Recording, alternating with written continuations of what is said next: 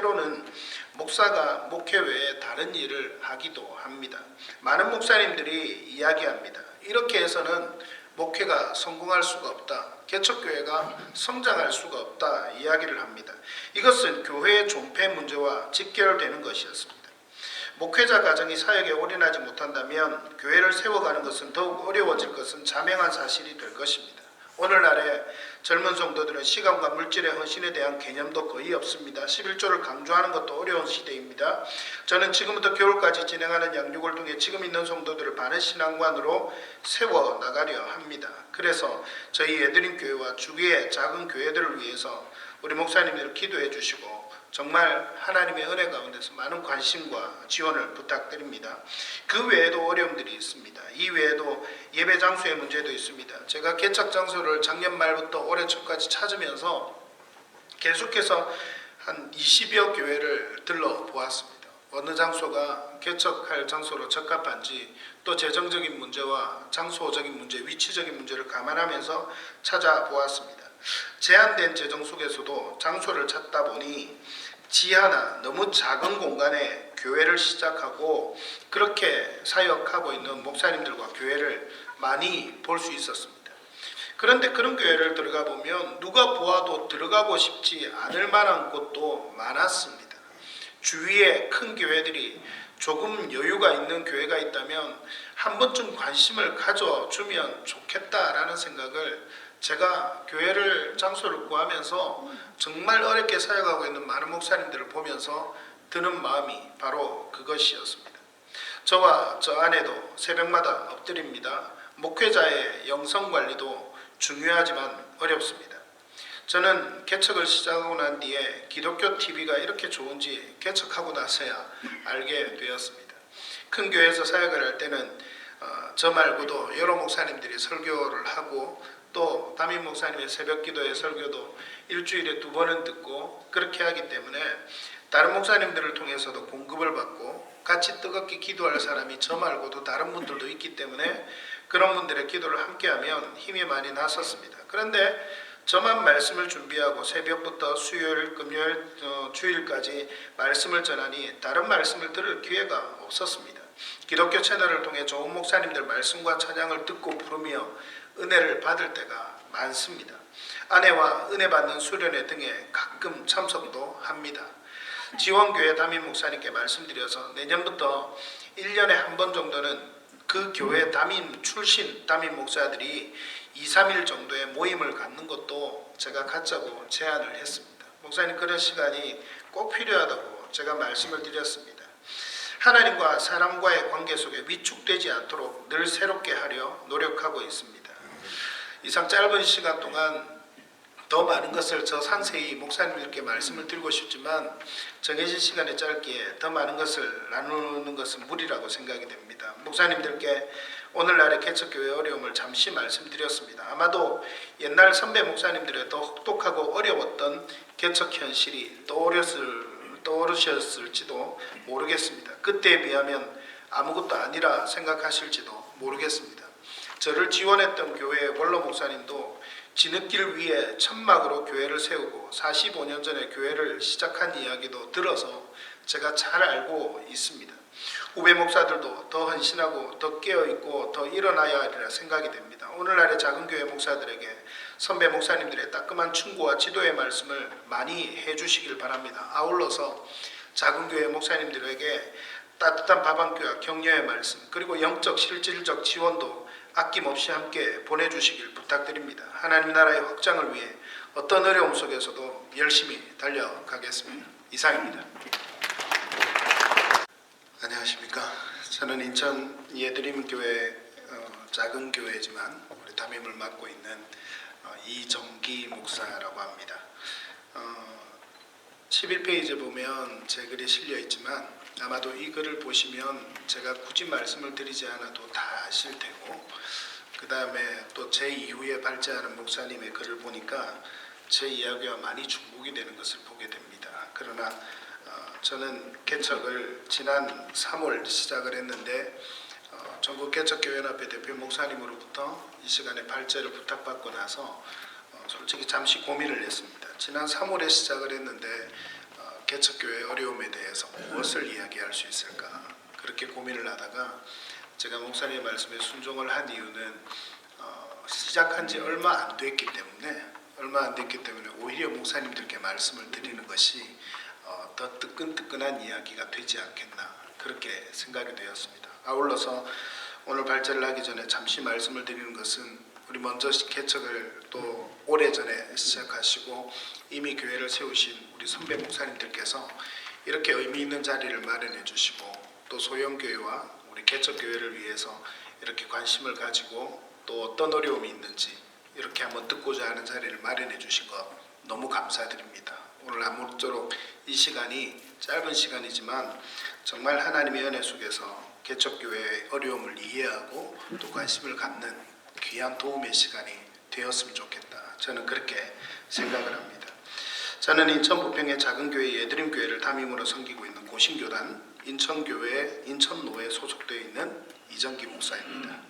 지난해 5월경에 하나님께서 개척교회를 향한 마음을 갖게 하셨습니다. 9월에는 당회에 말씀을 드리고 10월에 교회의 허락과 지원을 결정받게 되었고 올해 3월 17일에 개척교회인 예드림교회를 시작하게 되었습니다. 오늘까지의 과정 속에서 조금 전에도 말씀드렸던 전국개척교회 대연합회 대표 목사님을 알게 되었고 개척교회 어려움에 대해서 이야기해달라는 부탁을 받고 응하게 되었습니다.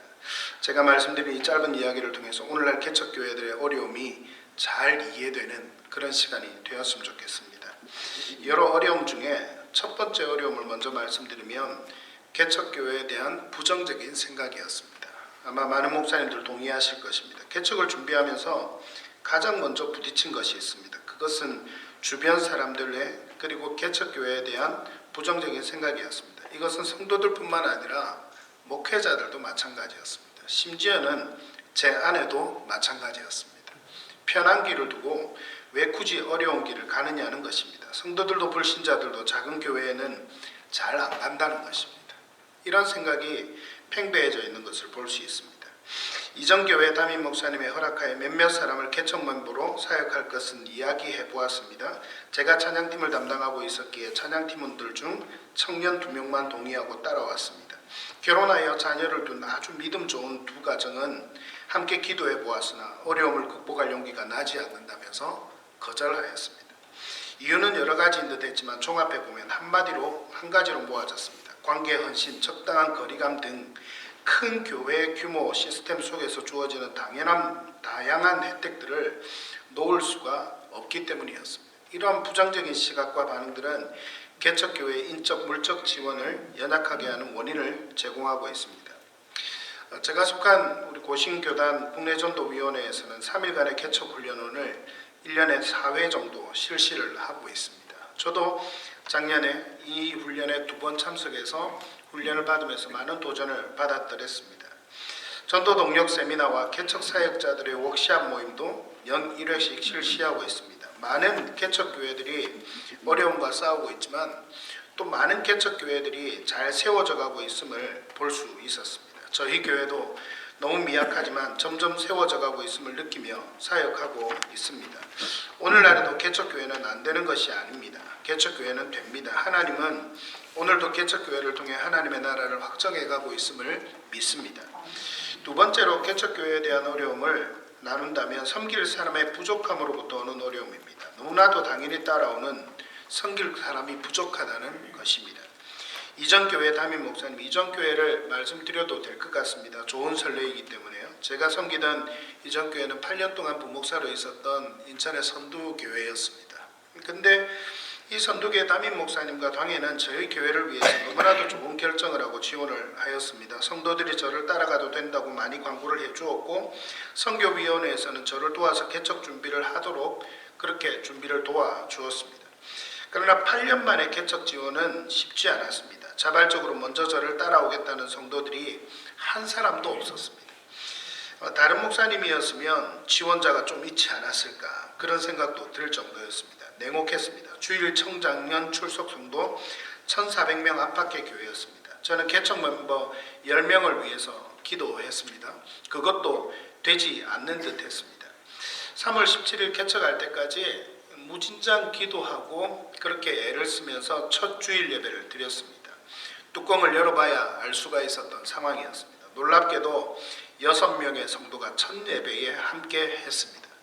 저희 가족이 4명이기 때문에 저희 가족을 포함하면 정확하게 10명이었습니다.